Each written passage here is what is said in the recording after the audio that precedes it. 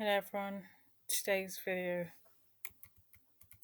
is on lighting in films.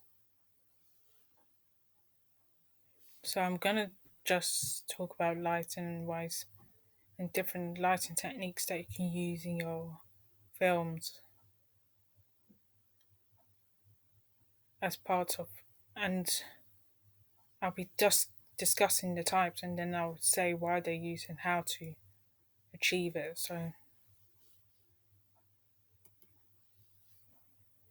what is lighting? So cinematic lighting is a film lighting technique which goes beyond 3 point lighting setup, which is the typical one. I will do more on that, but for now, just remember there's a setup called 3 point lighting. So it creates drama, tension, and suspense, and atmosphere to the story. So that's why lighting is used. And cinematic lighting bounces off tricks that could be used to make the lighting more interesting, like bouncing light, diffusing light, which is basically to soften the look of the film, and adjusting color temperatures. The importance of lighting. So, lighting is fundamental to filmmaking because it creates a visual mood, atmosphere, and a sense of meaning to you for the audience. So, this could be dressing a film set or blocking the actors. Every step of the lighting setup has an effect on the cinematic process. So, every time you position the light, it creates something completely different. So not just it makes it more interesting and engaging for the audience. Because it kind of does tell a story as well. Because if you don't have lighting, what can you do? You can't tell any stories with it. You don't know why. You need to know why you're using it. I think lighting has meaning to it. So it can help you, the audience, by telling them where to look. Because how you meant to know, lighting does indicate the place where you need to look. Because when you see light, you look at it basically. If you can't see anything, what are you meant to look at? You can't see nothing. There's no point. So it can reflect on the character's psychological emotions and behavior. So, like, for example, some genres do that to indicate why the character is behaving a certain way. So, like film noir, it creates drama, suspense, and you could tell some characters have motive and some characters might not be don't have good intentions, so you can use lighting for that. Well, some characters are very innocent, so you might use a diffuser to make the character look more innocent. If you like basically soft lighting for that, and hard lighting, I would say you'd use a lot of shadows and aggressive lighting techniques, basically. So it could help define the genre of a film. So yes, that's the main reason why lighting is used, I would say. So you could tell it's a comedy or drama, or horror, or maybe a thriller, or maybe a romantic film or something, or maybe a fantasy film. So you could tell through lighting what genre the film is without needing any prompting, basically. You don't need to be prompted. So who determines the lighting setup for the film? So I would say that the director does.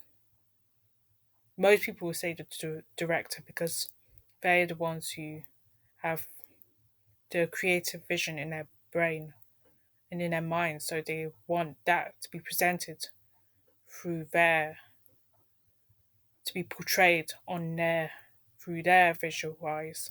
So they're the visual backbone to any film project, from pre-production all the way to distribution. I would say they have to be there for everything.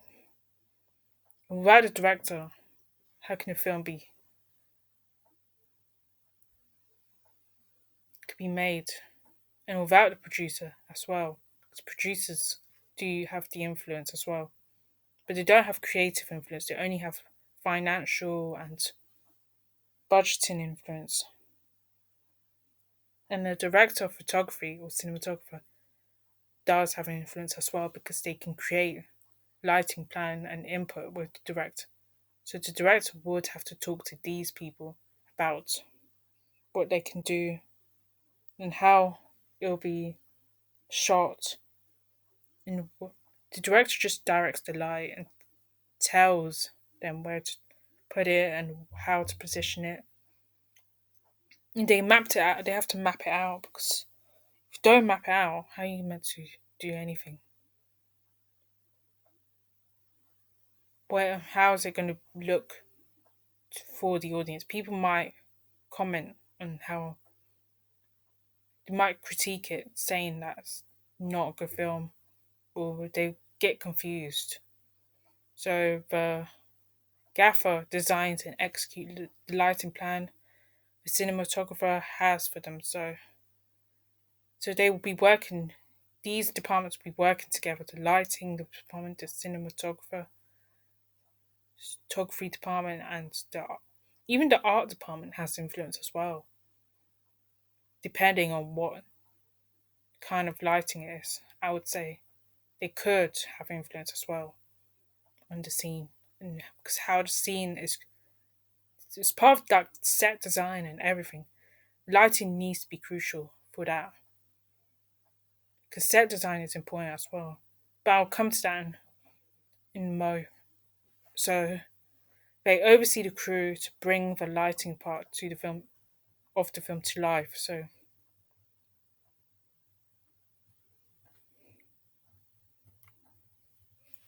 lighting techniques. So key lighting is most commonly used lighting technique. So it's the most wide range used. So it's basically posi- positioned next to the camera and lights the subject. So basically, it's kind of one of the main 3 point lighting systems. I will do another video on that. So key lighting is mostly important for casting out shadows and contrasting light against darkness. So it's meant to balance it out in a way, but the light has to be shown more, projected more than the darkness. I would say for this one, and that's how the picture here of this woman putting her hands in on her face. I think the light it just brings out some of the features in her face. So it creates depth and gives the image a cinematic feel, just like this image here. That's what I've been saying. So depending on your story, be mindful of how having the scene too flat, it can ruin the look of the film and the shadows can become more noticeable. So basically you just need to be mindful of that. Like and the distance to your key light from your subject as well, as the light's brightness can also affect the overall image.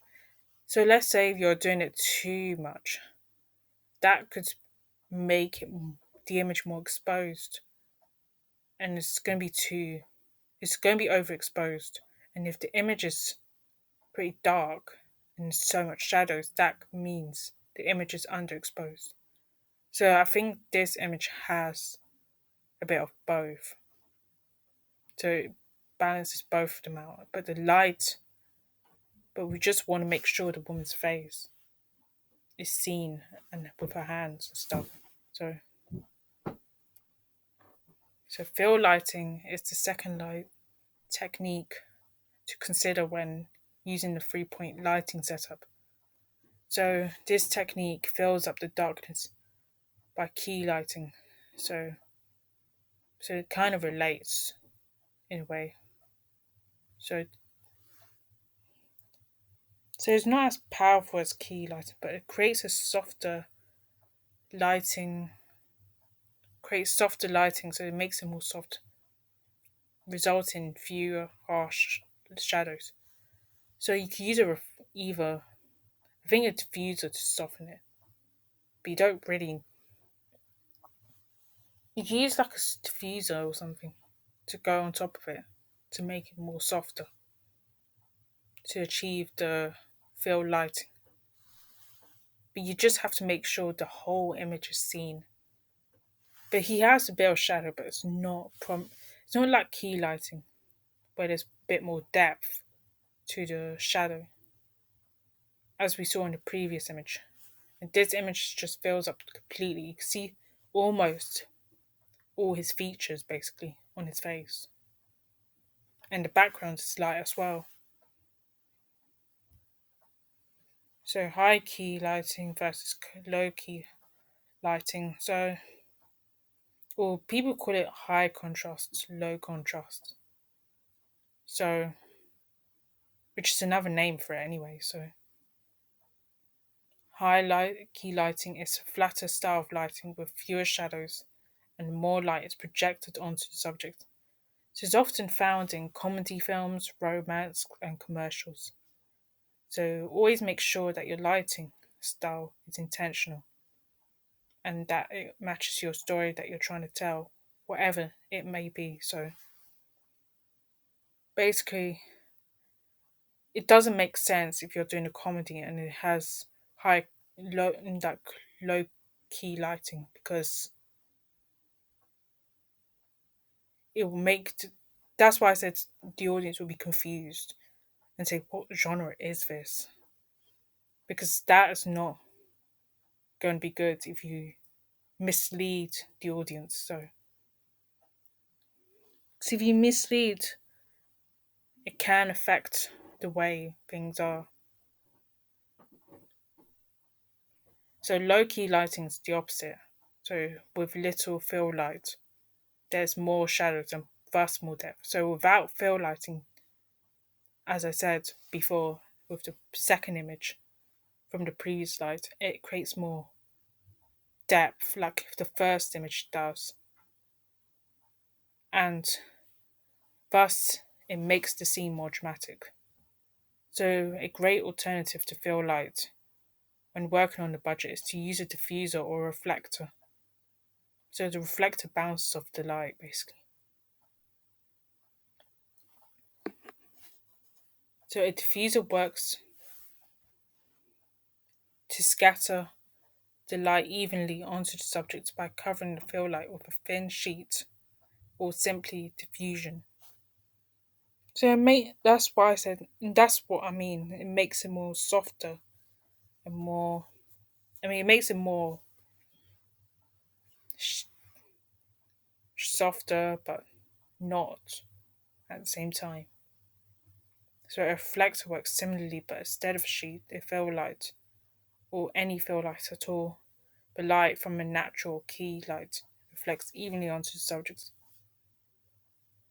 So you see the difference between the high contrast and low contrast in lighting. So,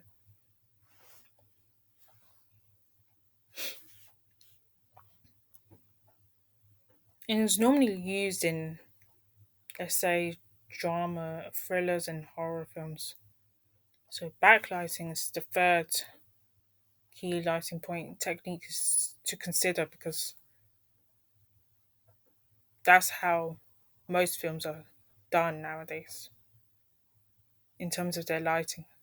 So this form of lighting helps to distinguish the features of the subject in the background. So people call it a hair light, and it's often used to highlight the person's hair. So this lighting is important for the back of the subject, giving him or her a rim effect around the body. So you can see that. So it creates a silhouette of the subject. With backlighting on its own, alone, you can create a silhouette of a person. Like this image here, I think that's Freddy Krueger from the Nightmare of Elm Street. And I think there's a film called Freddy vs. Jason. I knew some guy who was a huge fan of horror films But those horror films were shit as far as I'm concerned. But sorry about that. I didn't mean to go off topic. So, assuming your subject's an actual person, so as I said, it creates a silhouette. So it kind of makes him look menacing in this image.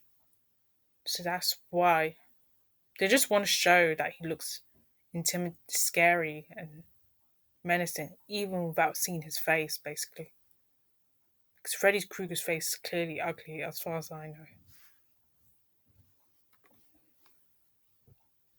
So, something important to know about backlighting: when if using DIY video lighting, natural light coming from a window can make for a great substitute to an actual backlight. Just make sure properly exposed you're exposing properly for the window. So you just need to make sure that you're doing it right. And you can close the curtains or put black paper to make it look like nighttime or in the dark. I think closing the curtains and then letting some light in can create that look as well. Side lighting is a lighting. It's the light. It's when the light.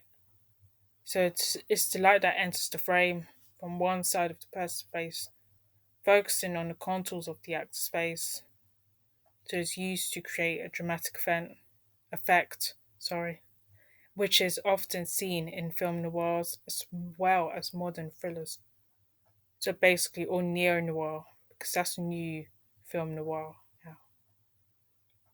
So basically, it creates a dramatic effect on the person's face. You can highlight the contours, as I said, and the details of the actor's face in terms of the shapes. Like if their face is soft, like I think this image she has a soft face. Like it's highlighting her contours on her face.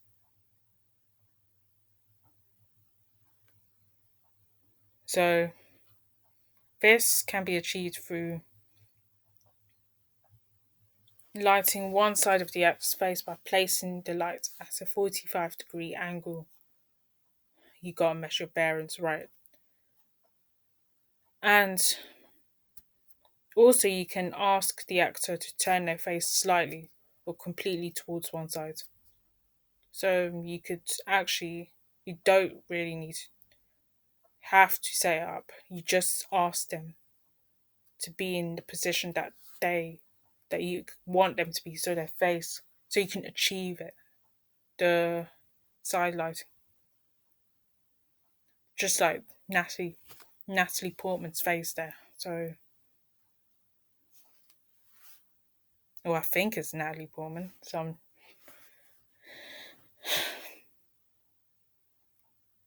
Rembrandt lighting. So it's the standard lighting technique used in studio portrait photography and cinema. It's also used in fashion as well, photography as well, and it's achieved by having one light and a reflector or two lights.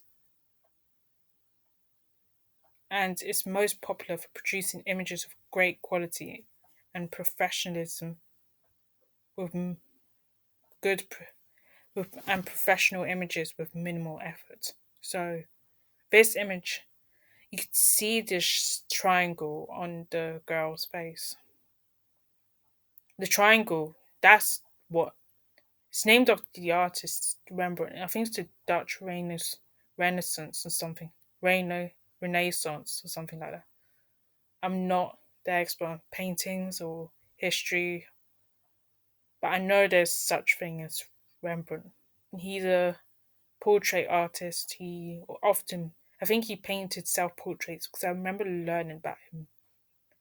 I think I learned about him, vaguely remember learning about him in school when I was in, I think primary. I can't remember in secondary. and he did about portraits of people and of himself as well. So, and you can see why it's the Rembrandt light. Why you can see it. It's because of the small triangle on the girl's face, which makes it its own lighting technique. Loop lighting, compared to flat lighting, this is often used in videos and filmmaking, and is people say it's which is considered more boring. So flat lighting is considered more boring. So loop lighting is the opposite. So it can make things more interesting. So the lighting style is widely used across many forms of films, from documentaries to blockbuster action movies. So loop lighting can be achieved by lighting the key of the subject at the side of the subject, then slightly raised above the subject's eye line, then slightly. Yeah, I did say that. Sorry. And this placement causes the light, to hit the subject's nose, which creates a loop by casting a shadow. So basically, I think it's the same in a way. It's a bit similar. I don't know how to describe it, but I think so. His the light is actually aimed at the nose rather than it's because, and you can see her nose is quite lit up, and she's known for having a she's an actress who's known for having a very what do you know what do you call it photo I don't know photogenic face or something. She you can do anything with her. People would normally say I have a photogenic face, but I'm not so sure. I'll just go along with it. Okay, people have a photo friendly face. I think that's what she's got here. So it's easier to create. I think it looks good. I think it's aimed from the top of her nose to the bridge in the bottom, not near to the bottom. So it creates the shadow under the nose rather than her whole face. So that's why you can see the loop under the nose. So this is more effective with subjects with round faces, and the light helps to highlight the jawline. So you can see that the nose reason why it highlights it, it just does. The nose, you can see how it reflects onto her nose, bringing out the contours of her face, and it also creates depth and a sense of drama. Flat lighting is the opposite, and people say it's boring. Obviously, it's considered boring. It's not much you could do. You just use the light and just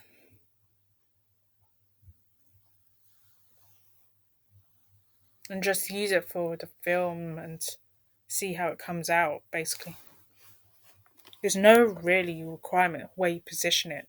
I would say so. It's when the light is placed in front of the subject.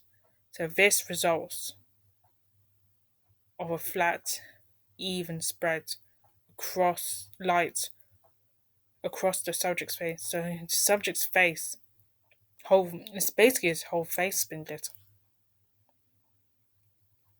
And people consider it as high key lighting, and since there are hardly any shadows of depth in the film,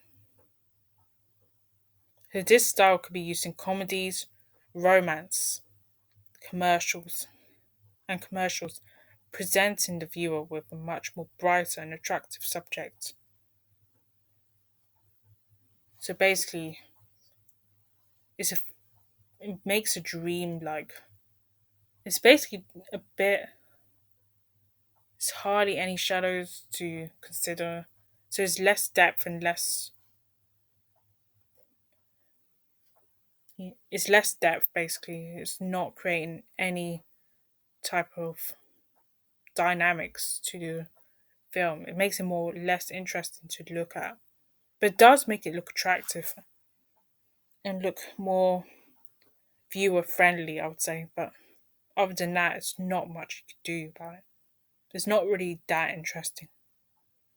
So if shooting on a small budget, a good alternative to using traditional tungsten or LED lights is using a ring light to attach to the camera. So basically, or handheld or placed on a small stand. So you see these ring lights that YouTubers or video bloggers use. You can find them in many places really. You can see them in different shops. I think you can find them in mostly technology shops. But you can find them in many different stores basically. Just have to find and see where it is. It's basically a round ring with light beams coming out of it.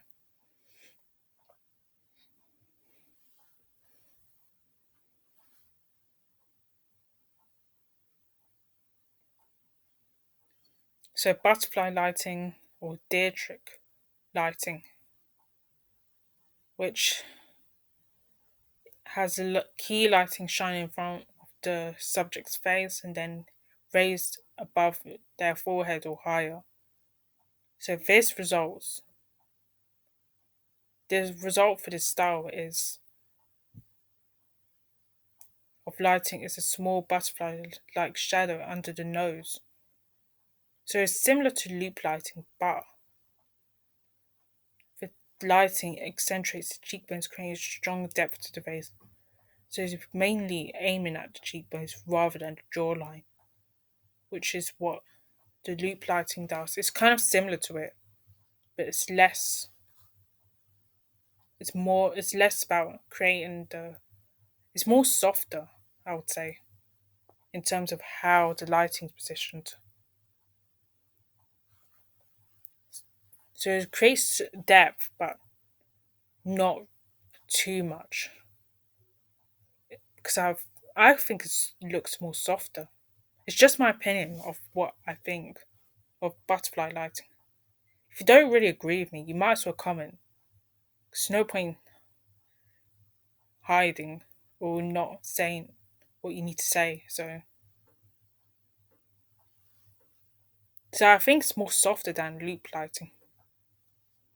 Because loop lighting's more about it's more prominent. I think the lighting's more brighter. So if it's more brighter or high contrast, I would say that's the right word to use. And compared with butterfly lighting, which is low in contrast. So it is used to highlight female characters in film and photography. So the first time it was famously used, let's say, is when it's the film Shanghai Express which was made in 1932. I've never watched it. When the director Joseph von Sternberg used this technique on Marlene Dietrich. So to create this technique on a budget is by raising one of the lights in height. That's all you need to do. You don't need to go and buy new lights. It's just too much money, especially if you're a small indie production. Don't waste too much. Or if you're trying to, you can use your phone or your torch if you don't have lighting at home.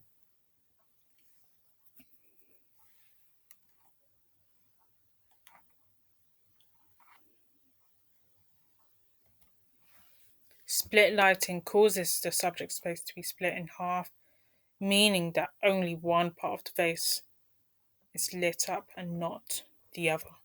So it creates a shadow.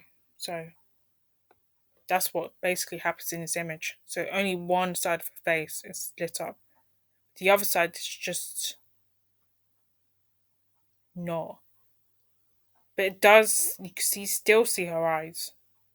So they're not trying to do one side, the other side up. because we want to still see their eyes and how they're feeling emotionally as well.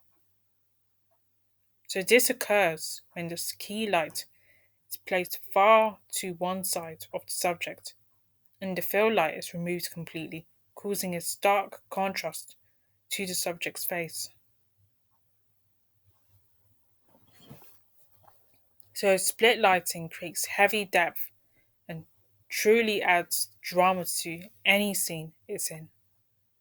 So basically, it's like I think it could be used in police interrogation scenes or to create a sense of mystery about who the mysterious subject is. I think that's what it's used. I would say that's the best way to use split lighting. And it's used in film noir. Since film noir is all about lighting. The style of film noir is about lighting mostly and contrast as well, how high or low the contrast is. Because the films were shot in black and white basically. There are some coloured film noir, but it's still about lighting, even though it's in colour as well. I think there's a few films. There's only one film that I know, a film noir film, that I've seen that was in colour. But I can't remember the name of it, so. And the lighting is common narrative films far more than this lighting is common narrative films far more than non-narrative films such as documentary and silk. So it's basically not prevalent in comedies or documentary. Well, you wouldn't really use that for that. You mostly use it for anything that's dramatic or very serious or something. So this style can easily be achieved through LED strip lights as they can give strong light while remaining inexpensive.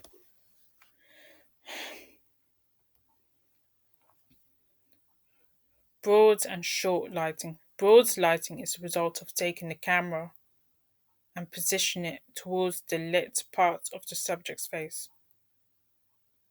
I think that's the first image. And short lighting is the opposite of broad light and it involves moving the camera to the dark part of the face. So it's basically the first image is broad light, the second image is short light. So short light is more ideal than broad light when trying to shoot more drama with more drama and depth. So good lighting is one of those things that separates the amateurs from the pros.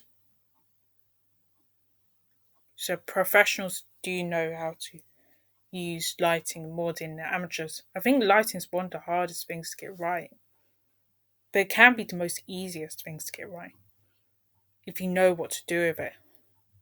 You know why it's used. You know what your intention is for using lighting and why you're using it and stuff. So even when working with ultra low budget, successful lighting techniques are still possible, which will lend higher production value to your projects. So even though you're working on a tight budget or you don't even have a budget, it can still make your film more successful in a way. And it can make people want to buy into your film it makes it more interesting and engaged for the audience. People will come and see your film and still I think it gives your production more reason. You have to have a reason for lighting always. Because it's always one of those things you need to consider that you have to have a reason for why you did this thing. With film, you can't really say you don't know why you're using it. So, natural lighting is the daylight which comes from the sun, so no lighting equipment will need to be required. would be needed for this. So, but the best thing to do for this is to hire a location scout because the sun moves around every hour, as we all know in science class. So taking time of day to consider into consideration is key. So knowing be when to shoot is very important and decisive as well. So another thing you can do is use bounce cars or flags to alter natural light. So you can create natural lighting, which I'll come to in a second, without needing natural light basically. Practical lighting is when the lighting source is already available in the scene. So you can use props like lamps, candles, torches, torches, TV light, cinema light. These things could be used as a source of light. Your phone could be a source of light. Your laptop could be a source of light. So you don't really need to go far to find any lighting equipment. But they're not always ideal on their own but they can create a cinematic ambience and it can make it make it more like realistic. Not realistic, but more like Hollywood, like some of the well-known Hollywood films and stuff, to make it more grand and elegant, and you know. So designers can work, as I said from the beginning, about set designers working with the lighting crew to find out what appropriate props can be used for lighting. So they could work, and that's why I said departments go hand in hand when working together and talking to each other about what they can do to make a film have good lighting and so on. So to achieve this is by considering multiple objects as lighting sources to help illuminate the subject. You can also keep count of the available outlets for lighting. So you can create some sort of, you can take a picture to for continuity purposes to get the lighting right. So you know where to position the lighting, or you can draw a diagram on a piece of paper to find out where the lighting should go, and you just mark the X where you just mark out X where X marks the spot basically. So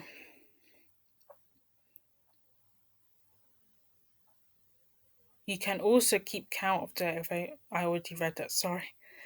Another thing to consider is matching the color temperature of the room where the scene takes place.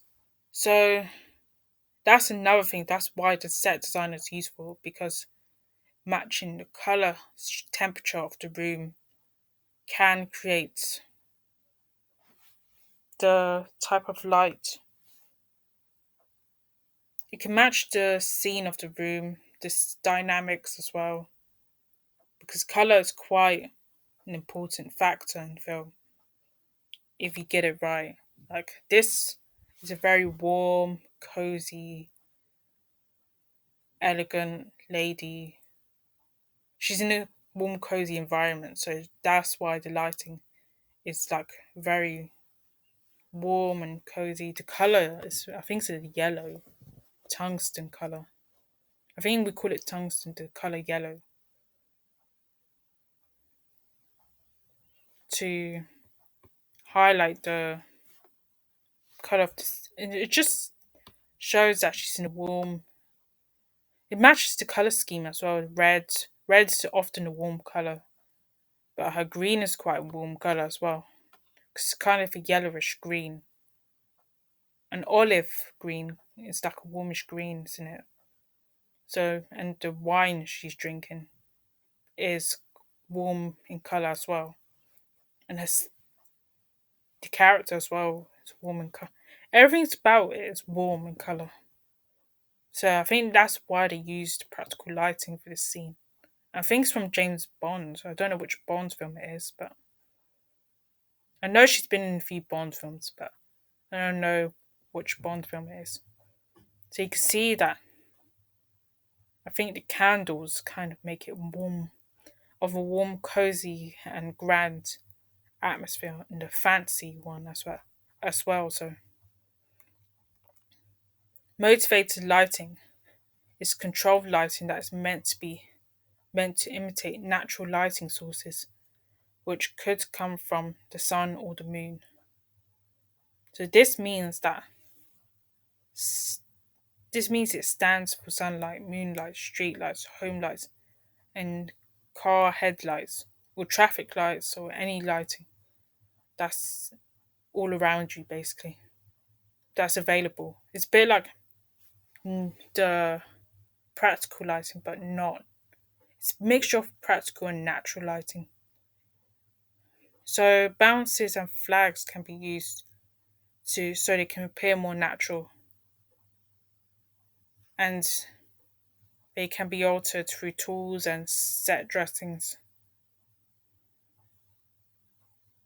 So in this scene, I would say that they're using the lamp as the main lighting source for the light. I think they kind of did something else. I'm not sure what it is. And they used it like another lamp, like two lighting sources in this scene, and including the one in the other room. I think that's how they drew that lighting to this scene by opening the door and turning on the lamp and the light beside the desk. So you can use motivated lighting to get the natural lighting effect as well.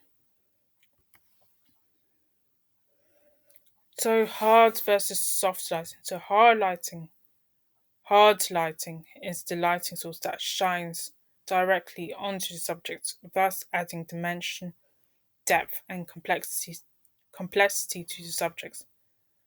So this could be done through creating shadows, so to make it more high contrast. And soft lighting is more of an aesthetic rather than a lighting technical source. So it's used by cinematographers to eliminate shadows, recreating subtle shades of light from exterior sources. So I think for soft lighting, they just use a diffuser to make it more softer and to get rid of the shadows and stuff. That's what you use a diffuser for. So hard lighting appears more gritty and harsh. So it gives them more of an edgy and grimy look, while soft lighting makes it more natural and making the subjects more warm and friendly. So bounce lighting is a technique where lighting is bounced from a strong source towards an actor with a reflector in order to soften and spread the light.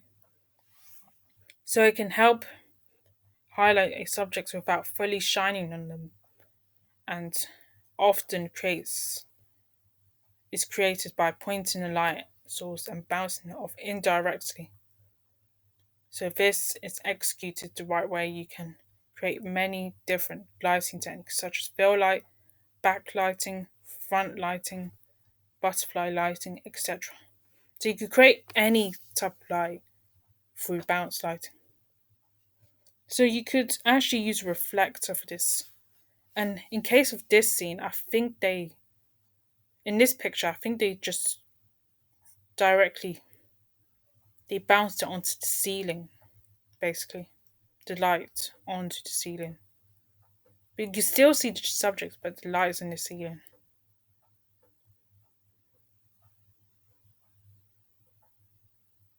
which creates so you can see the subject. You can do anything with it. Bounce lighting, compared to most lighting techniques, you could do practically anything you could do.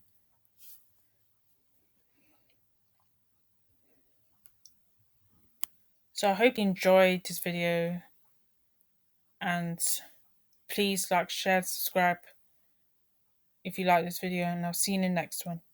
Bye.